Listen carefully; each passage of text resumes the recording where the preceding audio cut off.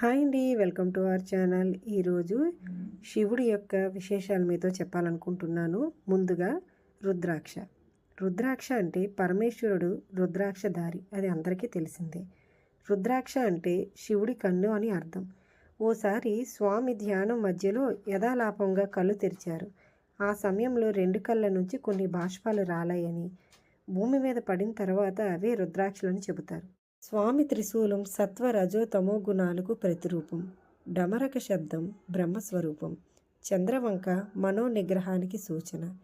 అలానే గంగాదేవి పవిత్రతకు సంకేతం. అందుకే కాశీ వెళ్ళినప్పుడు గంగా జలాన్ని తీసుకొచ్చి ఇంటిలో నలుమూలలా చల్లుతారు, పవిత్రంగా ఉండటానికి. సర్పాలు అహానికి గుర్తులు. పులి చర్మం నిర్మహత్వాన్ని సూచిస్తుంది. భస్మం పరిశుద్ధతను తెలియజేస్తుంది. త్రినేత్రం అంతర్దృష్టిని సాక్ష్యం. అందుకే భస్మాన్ని అందరూ పరిశుద్ధంగా ఉండడం కోసం ధరిస్తారు.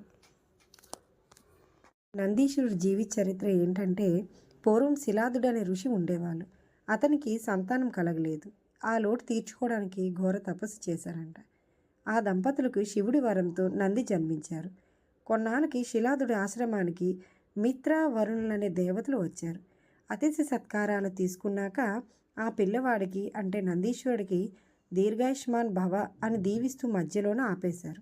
నంది ఆయువు త్వరలోనే తీరిపోతుందని చెప్పి వెళ్ళిపోయారు. ఆ మాట విని శిలాదుడు విషాదంలో మునిగిపోయి బాధపడుతూ ఉండగా, నంది ఈశ్వరుడు మాత్రం ఎటువంటి బాధ పడలేదు. శివుడి కోసం తపస్సు చేశారు. పరమేశ్వరుడు కటాక్షంతో ప్రమదగణాల్లో స్థానం సంపాదించారు.